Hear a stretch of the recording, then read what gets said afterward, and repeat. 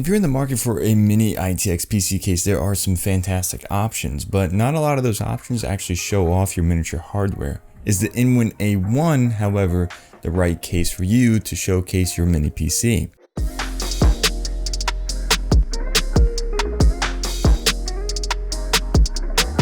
Hey, what's going on, guys? My name is JD from JDTechGear and welcome back to the channel where we discuss PC patch reviews, guides, mods, and more. So if you're into that sort of thing, consider subscribing and checking out the rest of the channel. The A1 is the latest mini-itx enclosure from Inwin and comes in at a high tier price of $170, which we will get into in a little bit. First off, the aesthetic appeal of this case is very minimal, which I like. It's not flashy or gamery. It's simple as most Inwin cases are, but offers a nice refinement with a sandblasted paint job on the frame, brushed aluminum on the front I/O, and an entire glass top panel with RGB illumination on the bottom. However, fingerprints are easy to notice on the black paint and also that top panel, and I would recommend going with the white version of this case just for that reason alone, not having those fingerprints all over the place. Also, the acrylic bottom can look a bit cheap. When there's no illumination, all that's seen is the clear plastic look. I would rather see a frosted acrylic instead, which would diffuse the RGB lighting even further and not look as plasticky as it does. It's supposed to create an illusion of floating, which is a unique idea, and I do like the idea, but the floating look isn't executed to look as such. Overall, I still believe the case looks great. Originally, they had planned for a wood top panel, which looked absolutely stunning, but it is much harder to manufacture at this time, so it's not included with the case. The front I/O has two USB 3.0 ports, audio jacks, and a power button. It's simple, but I wish there was a USB 3.1 Type-C port, which should definitely be included in a $170 case. Part of the reason for the high price tag is the included power supply and wireless charging station on the top panel. The PSU is rated at 600 watts with a bronze efficiency, which is okay. It's nothing superb. SFX Power Supplies can be found for around $100, but they're usually with a gold rating and also fully modular, which this PSU is not. Extracting the PSU is a bit of a process, and placing in a new PSU won't be able to make use of the cable shield used to hide those cables. It's a bit too proprietary or too specific for the case, and I wish you could purchase your own SFX power supply on your own to bring down that price tag. Also, the included wireless charger at the top of the case is spotty and charges slowly based on the reviews that I read. I personally don't have a phone that utilizes wireless charging, but enough reviews mention the same problem. I also wish this feature was left out to bring the price down, as I don't see it as a necessary feature.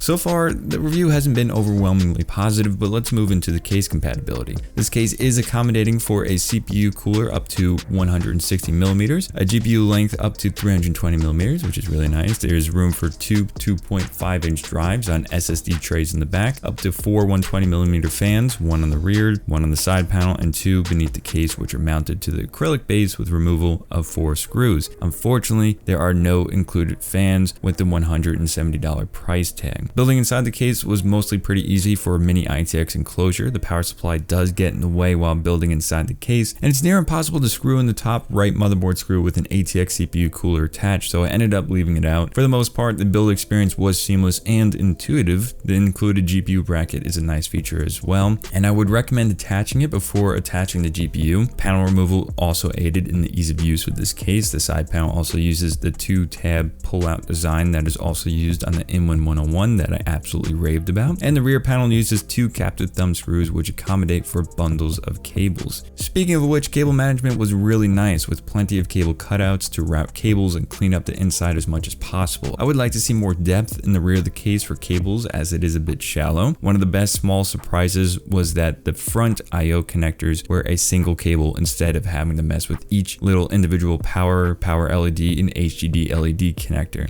This is a game changer and should be standard for all cases now. Absolutely fantastic to see this included. With all the cables out of the way and the parts installed, this PC looks fantastic, and it shows off your parts pretty nicely in my opinion. There is a slight exception though. The tempered glass is a strong tint, making it hard to see with all the components in their full glory. I understand the tint is to darken out any wires, but a lighter tint would have looked better in my opinion. Airflow is important too, and the temperatures are rather surprising with the panels on and off. These parts have good airflow in the fan configuration I have them in. Intake fans on the bottom, exhaust fans on the rear and side panel. This is how most Inwin cases are organized for airflow, and it works great here. Craftsmanship and build quality is absolutely absolutely fantastic even with the acrylic bottom, and overall is a very good looking case to be showing off your mini PC build. However, both Phanteks and NZXT offer great alternatives from this case and at a lower price point as well, so that is something to keep in mind. For $170, I don't think this case offers a great value. It's a hard sell even for me. Mini-itx cases are on a much smaller market, therefore dedicating engineering and manufacturing is more of a costly expense rather than developing an ATX case. Regardless, this is still a steep asking price and you can get more for the money, but if you appreciate the build quality, aesthetic design, and good airflow and don't mind paying the price, this case still has something to offer. So if this case doesn't tickle your fancy, I have more PC case reviews over here, as well as a mini-itx PC build guide. And if you want to help support the channel, I have merch, which I'm not wearing. I also have PC canvas art to decorate your setup. Also, I have Patreon down in the description below. And if you're new here, consider subscribing, checking out the rest of the channel if you want to. And I want to thank you guys for watching, and I'll catch you in the next one.